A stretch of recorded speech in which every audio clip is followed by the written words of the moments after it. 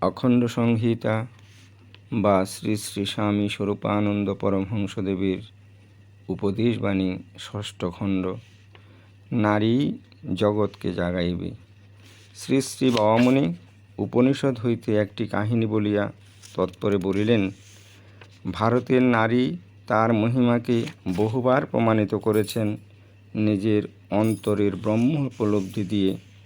অপরের অন্তরে সেই উপলব্ধিকে সঞ্চারিত করে মাতৃরূপে, কন্যারূপে, ভগ্নীরূপে, জায়ারূপে, বান্ধবীরূপে, আচার্যারূপে বহুবার ভারত রমণী নিজের অন্তরের জাগরণের সঙ্গে সঙ্গে পুরুষের অন্তরের জাগরণ সম্পাদন করেছেন।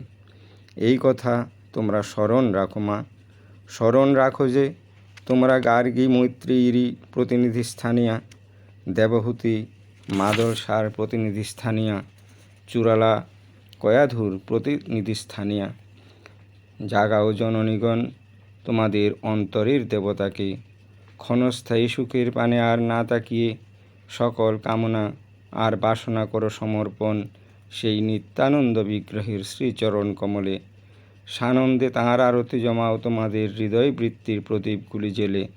তাঁর এই পূজা আয়োজনে পুরুষ জাতিকে ডেকে নাও, টেনে নাও সাগ্রহী সবলে।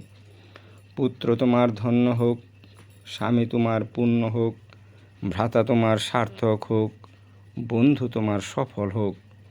তোমাদের মধ্যে দুই একজন সুদূর্লভা রমণীর মুখপানে জীবন আদর্শের ইঙ্গিত সংগ্রহের জন্য যে পুরুষ শিষ্যরূপে তাকিয়ে থাকে সে পূর্ণ হোক। জাগো মা ভারত লক্ষ্মী, নিজেরা জাগো আর জগৎকে জাগাও।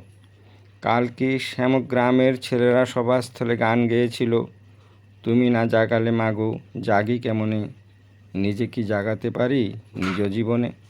এই যে আবেদন, এই যে প্রার্থনা, তার মর্যাদা তোমরা রাখো মা, নিজে জেগে জগৎকে জাগিয়ে।